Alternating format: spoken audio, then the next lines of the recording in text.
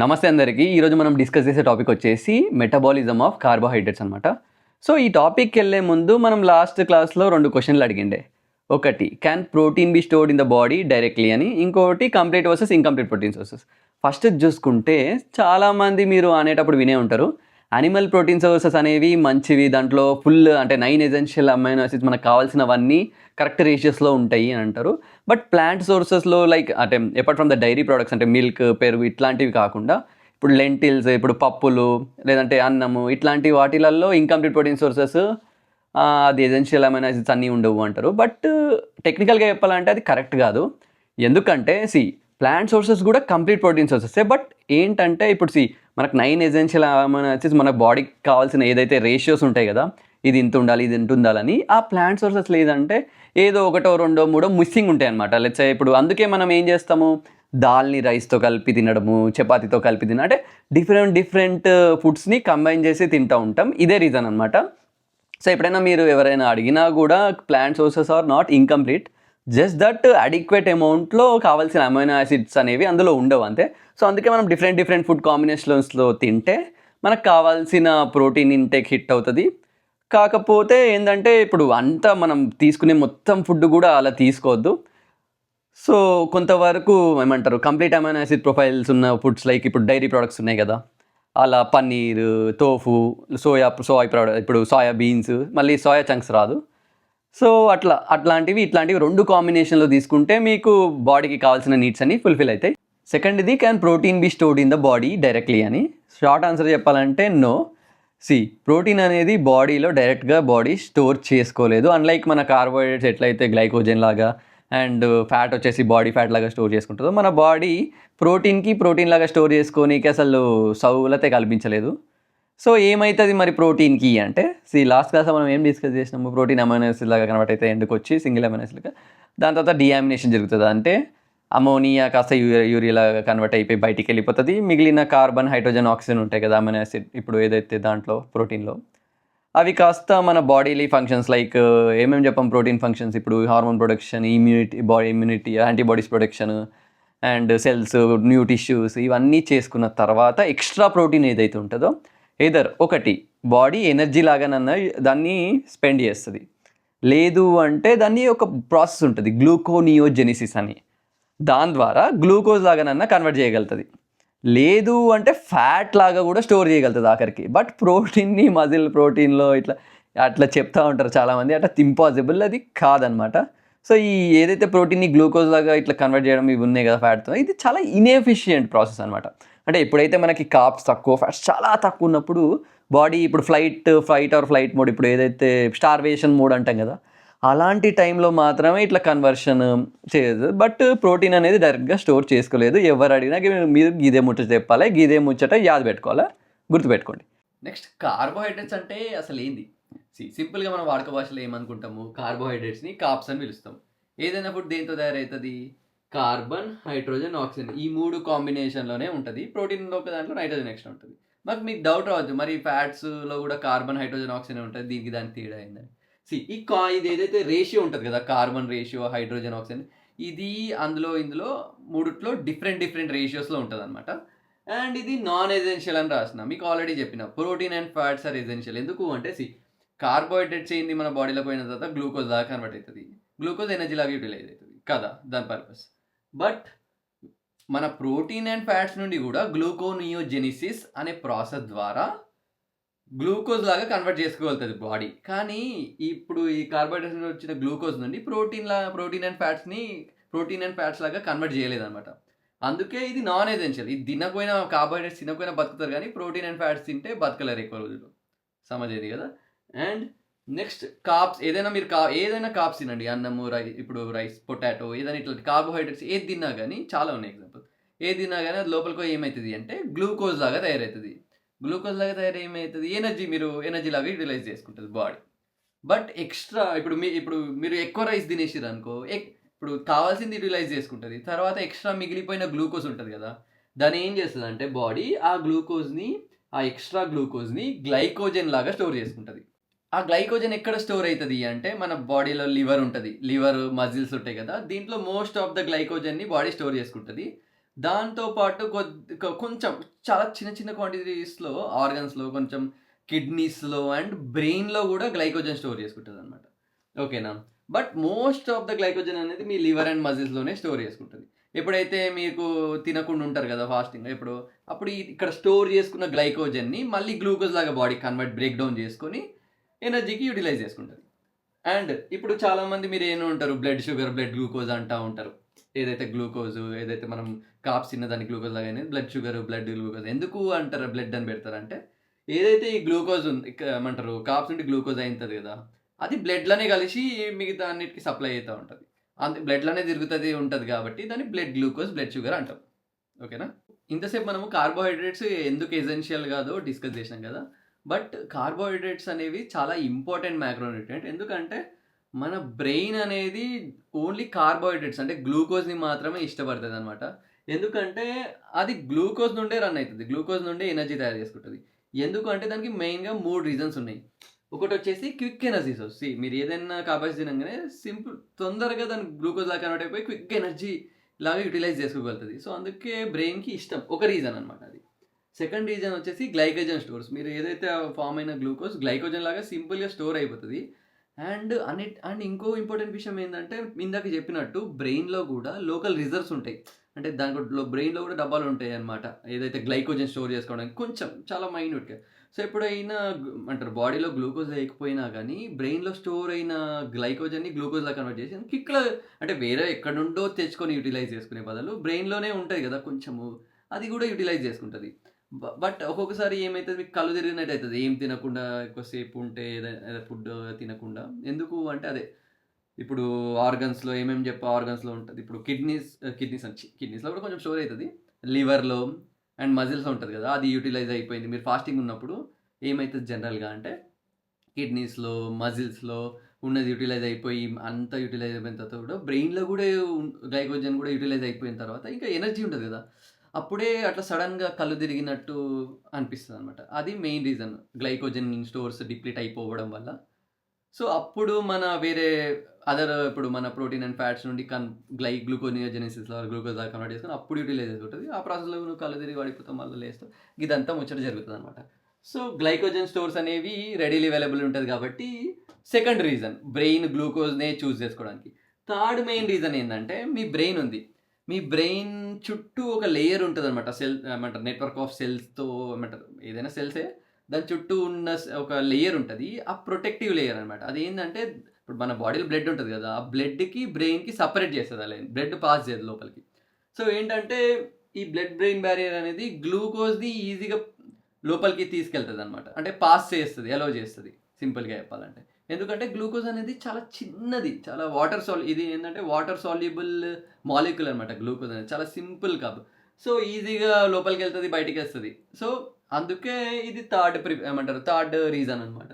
ఎందుకు brain only గ్లూకోజ్‌నే prefer చేసుకుంటది. మిగతా సోర్స్‌ని ప్రిఫర్ చేసుకోదు అనడానికి.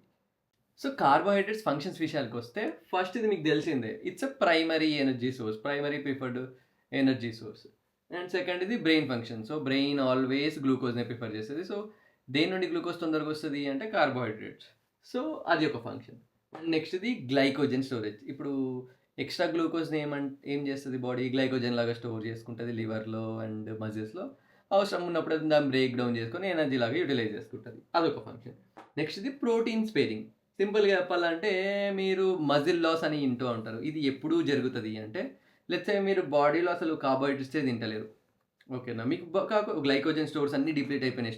స్టోర్ అయినవన్నీ.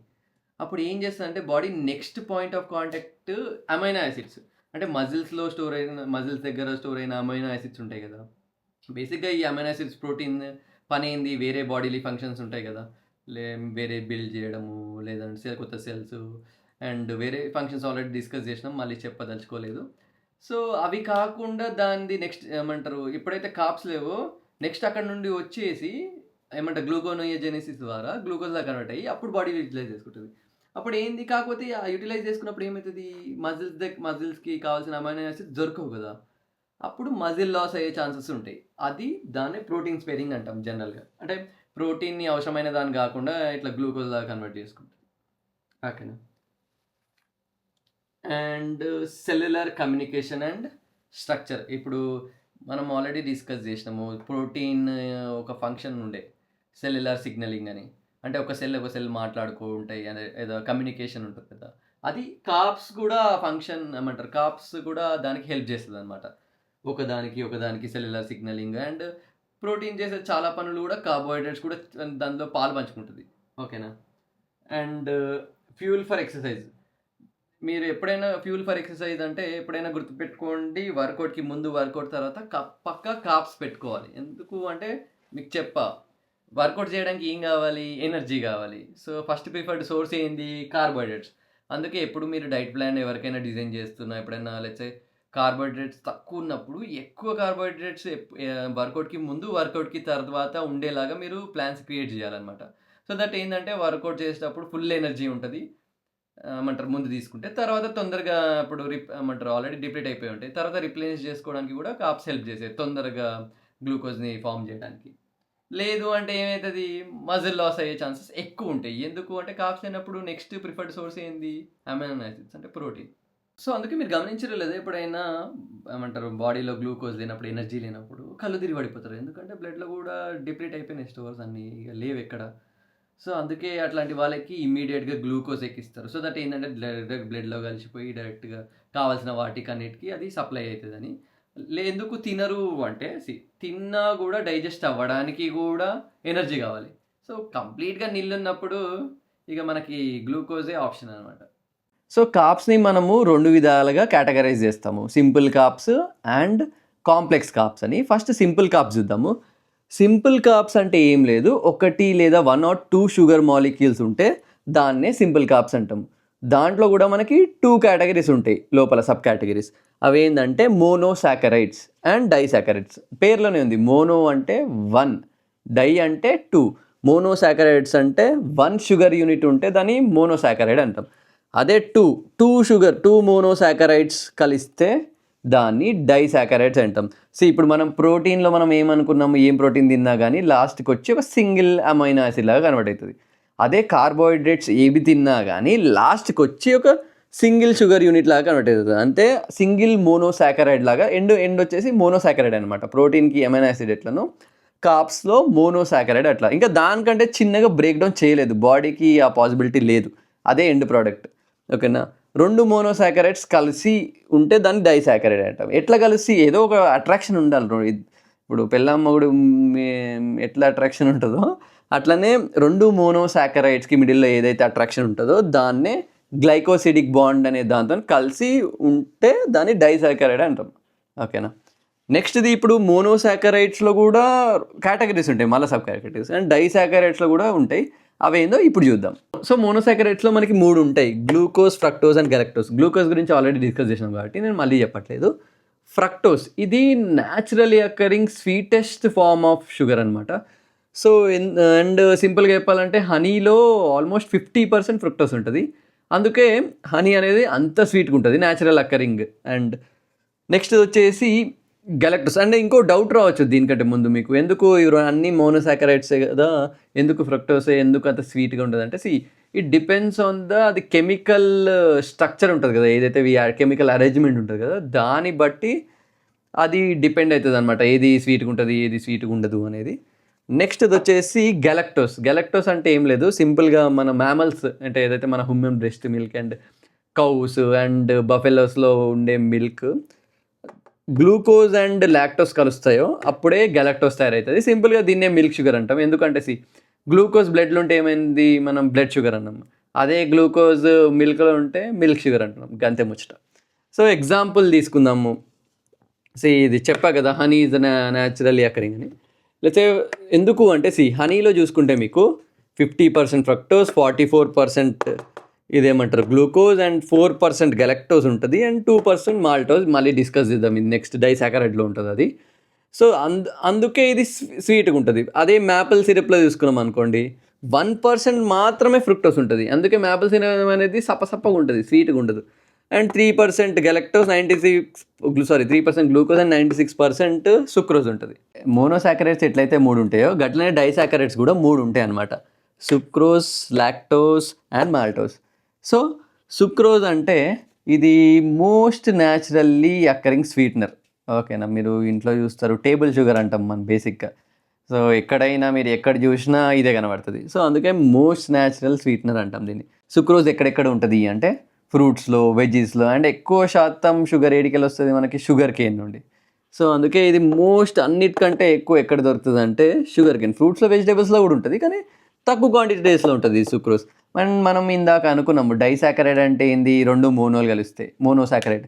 ఆ మోనోలో 3 ఉన్నాయి కదా, ఆ అంటే ఈ మూడిట్లో ఆ కాంబినేషన్ డిఫరెంట్ ఉంటాయి. లెట్స్ ఈ సుక్రోజ్లో ఎట్లా అంటే 1 గ్లూకోజ్ అంటే 1 మోనోసాకరైడ్, గ్లూకోజ్ మోనోసాకరైడే, ఫ్రక్టోజ్లో మోనోసాకరైడే. 1 గ్లూకోజ్ అండ్ 1 ఫ్రక్టోజ్ కలిస్తే సుక్రోజ్ తయారవుతుంది.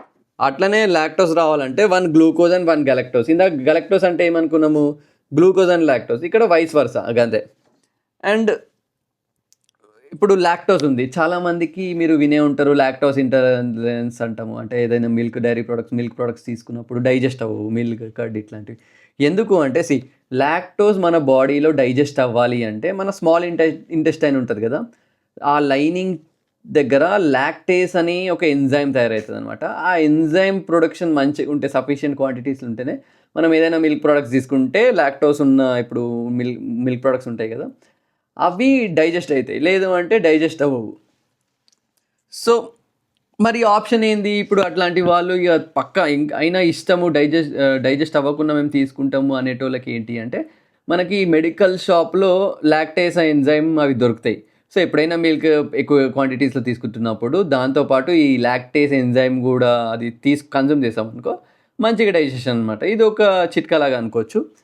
అండ్ అదే లాక్టోస్ ఇంటాలరెన్స్ ఉన్న వాళ్ళు, ఇప్పుడు కొందరు ప్యూర్ ఏమంటారు వెజిటేరియన్స్ ఉంటారు, వాళ్ళకి ఇక మిల్క్ ప్రొడక్ట్స్ తీసుకోవాలి, పన్నీర్ అవన్నీ తినాలి అంటే లాక్టోస్ ఎంజైమ్ కన్జ్యూమ్ చేస్తూ తీసుకుంటే ఈ బ్లోటింగ్ ఇట్లాంటి ఇష్యూస్ రాకుండా ఉంటాయి. సో మాల్టోస్ విషయానికి వస్తే ఇందులో 2 గ్లూకోజ్ మాలిక్యూల్స్ ఉంటాయి. అండ్ గుర్తుపెట్టుకోండి, ఈ 2 ఎట్లా అట్రాక్టివ్గా ఉంటాయి అంటే గ్లైకోజెటిక్ బాండ్ ద్వారా 2 అటాచ్ అయి ఉంటాయి. అండ్ ఇది ఎక్కువ ఎక్కడ యూజ్ చేస్తారు అంటే మన మాల్ట్ బెవరేజెస్ ఉంటాయి, లైక్ బీరు, లిక్కర్ ఇట్లాంటి వాటిలలో ఎక్కువ యూజ్ చేస్తారు. ఈవెన్ దో 2 గ్లూకోజ్ అంటే ఏంది, గ్లూకోజ్ అనేది స్వీట్ తక్కువ ఉంటుంది compare to the sugar molecule. Glucose అనేది షుగర్ అంటున్నాను ఏంది, సుక్రోజ్ అదే మన కామన్ టేబుల్ షుగర్ ఉంది కదా ఇందాక డిస్కస్ చేసింది, దాంతో పోలిస్తే ఇది తక్కువ షుగర్ ఉన్నప్పటికీ కూడా ఇది కొన్నిట్లో స్వీటనర్స్ లాగా యూజ్ చేస్తారు, లైక్ బెవరేజెస్, కొన్ని ఫుడ్స్లో, కొన్ని ఫుడ్ ఇండస్ట్రీస్లో యూజ్ చేస్తారనమాట స్వీటనర్ లాగా, తక్కువ స్వీట్ ఉన్నప్పటికీ కూడా. సో దీని ఎగ్జాంపుల్స్ ఏంటి అంటే మన పప్పులు, ధాన్యాలు ఉంటాయి, లైక్ ఇప్పుడు పొటాటో, ఓట్స్, మన రైసు, వీట్, కార్న్ ఇట్లాంటివి వీటి ఎగ్జాంపుల్స్ అనమాట ఈ మాల్టోస్ కంటెంట్ ఎక్కువ ఉండేటివి. సో ఇప్పటి వరకు మనము ఓన్లీ సింపుల్ కార్బ్సే కవర్ చేసినాము, 6 కవర్ చేసినాం కదా, మోనో అండ్ పాలీలో 3 కేటగిరీస్. సో ఇవి జస్ట్ సింపుల్ కార్బ్సే. నెక్స్ట్ కాంప్లెక్స్ కార్బ్స్ డిస్కస్ చేద్దాం. కాంప్లెక్స్ కార్బ్స్ విషయానికి వస్తే అందులో 2 ఉంటాయి మనకి, ఆలిగోసాకరైడ్స్ అండ్ పాలీసాకరైడ్స్. ఆలిగో అంటే పేర్లోనేది, నిన్న ఆల్రెడీ ప్రోటీన్ క్లాస్లో డిస్కస్ చేసినాము. ఆలిగో అంటే మోర్ దెన్ 3 to 10 ఉంటే మనం ఆలిగో ఉంటాం. సాకరైడ్స్ అంటే ఆల్రెడీ తెలిసిందే sugar units. So 3 to 10 sugar units ఉంటే దాన్ని ఆలిగోసాకరైడ్స్ అంటాము. సో ఇవి దేంట్లో ఏ ఫుడ్స్ ఐటమ్స్లో ఎక్కువ ఉంటాయి అంటే, ఈ ఆలిగోసాకరైడ్స్ దేంట్లో ఎక్కువ ఉంటుంది అంటే మన బీన్స్లో, లెంటిల్స్లో, బ్రాన్లో, హోల్ గ్రెయిన్స్లో. బట్ ఇందులో అన్నిటికంటే ఇంపార్టెంట్ పాయింట్ ఏంటంటే ఆలిగోసాకరైడ్స్లో ఈ మీకు బాడీ నేను చెప్పినాం కదా, అది ఎంత స్ట్రాంగ్ ఉంటుంది అంటే, ఇప్పుడు మనం నార్మల్గా ఏదైనా ఫుడ్ తింటే ఏంది, డైజెస్టివ్ సిస్టమ్కి వెళ్ళి డైజెస్ట్ అవుతుంది కదా మోస్ట్ ఆఫ్ ఇట్. బట్ ఇందులో ఉన్న గ్లైసిమిక్ బాండ్ ఎంత స్ట్రాంగ్ ఉండడం వల్ల ఈ మన డైజెస్టివ్ సిస్టంలో సరిగ్గా డైజెస్ట్ అవ్వదు అనమాట. సో మరి ఇది ఎక్కడ డైజెస్ట్ అవుతుంది అంటే, మన ఇంకా కిందికి వెళ్తే ఇంటెస్టైన్ ఉంటుంది కదా, ఇంటెస్టైన్ లోపల మన గట్ బ్యాక్టీరియా ఉంటుంది కదా, ఆ బ్యాక్టీరియా దీన్ని డైజెస్ట్ చేస్తుంది. బ్యాక్టీరియా కూడా ఒక లివింగ్ ఆర్గానిజమే కదా. బ్యాక్టీరియా ఎప్పుడైతే దీన్ని తింటుంది, బేసిక్గా చెప్పాలంటే తిని డైజెస్ట్ చేస్తుందో గ్యాసెస్ రిలీజ్ చేస్తుంది, అది బాంబ్ రిలీజ్ చేసినప్పుడు ఆ గ్యాస్ వల్ల మనకి ఇంటెస్టినల్ డిస్కంఫర్ట్ అనేది వస్తుంది, అంటే గట్ ఇరిటేషను, బ్లోటింగ్ ఫీల్ అయ్యే ఇదంతా జరుగుతూ ఉంటుంది. అందుకే ఇది ప్రాపర్గా కుక్ చేసి, ప్రాపర్ మెథడ్లో కుక్ చేసి తినాలి అంటారు. అండ్ ఎక్కువ క్వాంటిటీస్లో తినకపోవడానికి రీజన్ ఇదే, ఇంటెస్టినల్ డిస్కంఫర్ట్ వస్తూ ఉంటుంది. అందుకే ఇవి ఎక్కువ క్వాంటిటీస్లో మనము తినొద్దు కూడా. అండ్ నెక్స్ట్ పాలీ అంటే ఏంది, ఇప్పుడు అది 3 to 10 అనుకున్నాము. ఆలిగో పాలీ అంటే మోర్ దెన్ 10, ప్రిఫరబుల్లీ అంటుంది ఏంటి, మోర్ దెన్ 10 అంటే almost thousands of sugar units ఉండొచ్చు దీంట్లో. ఓకేనా. ఇందులో కూడా మళ్ళీ 2 ఉంటాయి, స్టార్చ్ అండ్ డైటరీ ఫైబర్. ఇందులో కూడా మళ్ళీ 2 ఉంటాయి మనకి, స్టార్చ్ అండ్ డైటరీ ఫైబర్. ఇవి చాలా ఇంపార్టెంట్, వీటి గురించి మళ్ళీ మనం ఇన్డెప్త్గా డిస్కస్ చేద్దాము. సో పాలీసాకరైడ్స్లో ఫస్ట్ది వచ్చేసి స్టార్చ్. సో ప్లాంట్ అనేది దాని ఫుడ్, దాని రిజర్వ్స్ ఉంటాయి కదా, అవి స్టార్చ్ రూపంలో స్టోర్ చేసుకుంటుంది, గవే మనం తింటున్నాము. ఇది ఎంటైర్లీ షుగర్ మాలిక్యూల్స్తోనే తయారవుతుంది. అండ్ దీనివల్ల ఏంటంటే మన డైజెస్టివ్ సిస్టమ్ పైన అంటారు, మన స్టమక్లో కూడా ఈజీగా ఉంటుంది, మంచిగా ఈజీగానే డైజెస్ట్ అవుతుంది. సో దీని ఎగ్జాంపుల్ ఏంటంటే rice, potato, oats, beans, lentils, corns. ఇవి మీరు సింపుల్ షుగర్స్ లాగా అంత స్వీట్గా ఉండవు అనమాట. సో అందుకే మీరు పొటాటో తిన్నా, ఇవి తిన్నా మన చక్కెరలాగా ఏమంటారు స్వీట్గా ఉండదు, but 1 type of sugar units ఇవి కూడా. సో అందుకే ఇవన్నీ తిన్నా కూడా బాడీలో షుగరే అవుతుంది అంటారు. స్వీట్ ఉండకపోయినా కూడా ఇవి షుగరే, ఇవన్నీ షుగర్ యూనిట్సే, అది మీరు గుర్తుపెట్టుకోవాలి.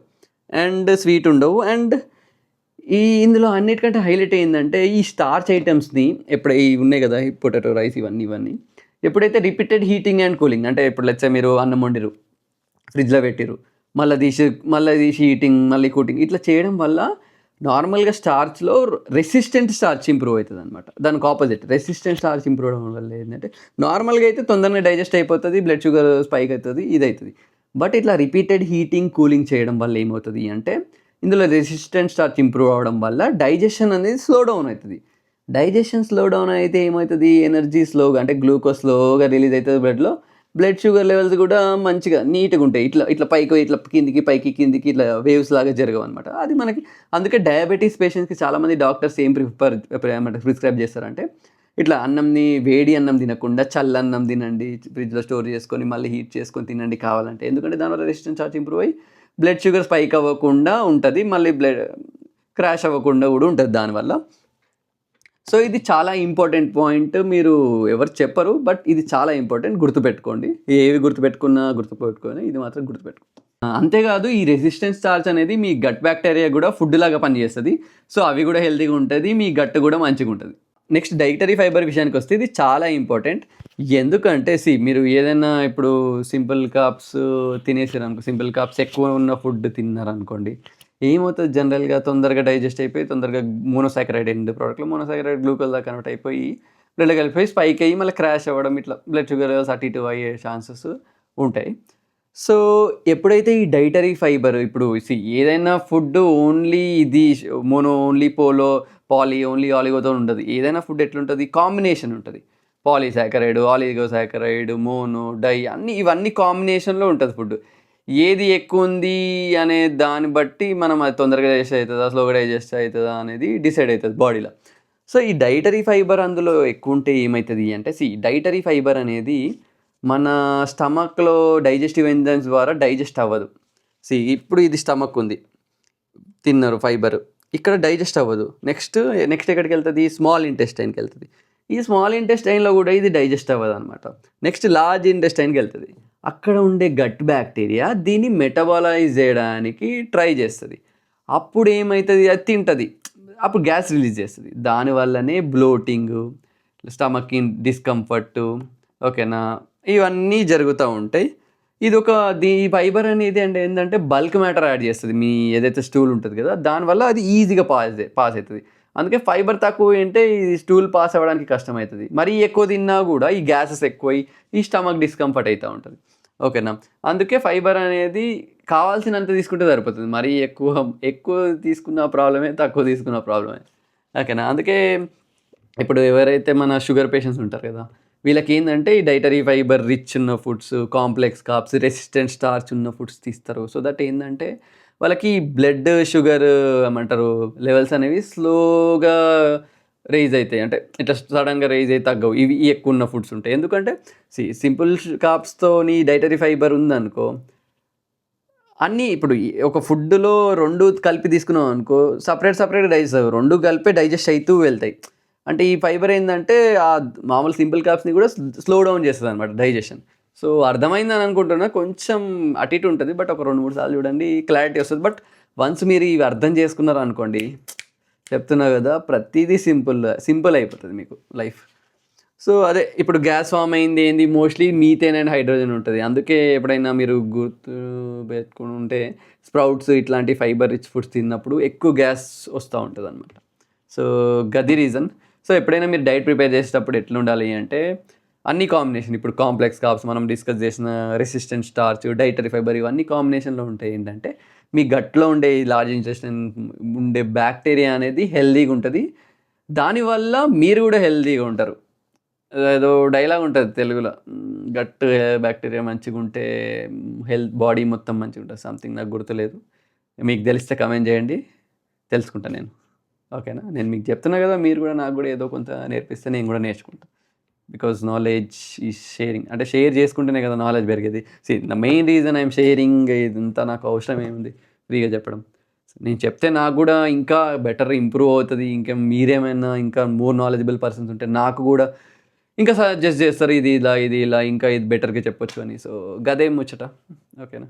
ఒక ఎగ్జాంపుల్తోని మంచిగా ఎక్స్ప్లెయిన్ చేస్తాయి. ఇప్పుడు ఇది చాలా ఇంపార్టెంట్, అంత క్లాస్లో పోలిస్తే ఇది చాలా ఇంపార్టెంట్. క్లియర్గా వినండి. లెట్సే ఏదైనా మన కార్బోహైడ్రేట్ సోర్స్ ఫుడ్ తీసుకుందాం. లెట్సే బ్రెడ్డే అనుకుందాం, ఈజీగా ఉంటుంది. బ్రెడ్ తీసుకున్నాం. బ్రెడ్లో ఏంటి, ఇప్పుడు చెప్పా కదా, ఏదైనా ఫుడ్లో డిఫరెంట్ కాంబినేషన్స్ ఉంటాయి. పాలీ ఇప్పుడు డిస్కస్ చేసినవన్నీ అందులో ఉంటాయి, ఒక డిఫరెంట్ రేషియోస్లో. సో అందులో ఒక్కొక్క ఎంజైమ్ ఇప్పుడు మనం డైజెస్టివ్ ఎంజైమ్స్ ఏదైనా ఫుడ్ని డైజెస్ట్ చేస్తుంది అన్నాం కదా. లెట్సే అది చూద్దాం. ఇప్పుడు మనం పాలీసాకరైడ్ స్టార్చ్ ఉంటుంది కదా, దాన్ని అమైలేస్ అనే ఎంజైమ్ డైజెస్ట్ చేస్తుంది అనమాట. ఏది కార్బోహైడ్రేట్స్ ఏమన్నాం మనం ముందే, ఏది ఎట్లా ఏం డైజెస్ట్ అయినా కానీ లాస్ట్కి మోనోసాకరైడ్స్ లాగానే తయారవుతుంది end of the day, A enzyme ఏది చేసినా కానీ. అట్లనే లాక్టేస్ అనే ఎంజైమ్ డైజెస్ట్ చేస్తుంది. సుక్రేజ్ అనే ఎంజైమ్, మాల్టేజ్ అనే ఎంజైమ్. ఇవన్నీ వాటి పని చేసుకొని లాస్ట్కి మోనోసాకరైడ్ లాగా మారుస్తుంది. అంటే 3 ఉన్నాయి మనకు మోనోసాకరైడ్స్లో, ఇందాక చూసినాం కేటగిరీస్: గ్లూకోజ్, ఫ్రక్టోజ్ అండ్ గెలక్టోస్. ఇవన్నీ లాస్ట్కి ఫామ్ అయిపోయిన తర్వాత ఏంది, బ్లడ్లో కలుస్తాయి, అంటే బ్లడ్ షుగర్ లాగా మారుతాయి. ఓకేనా?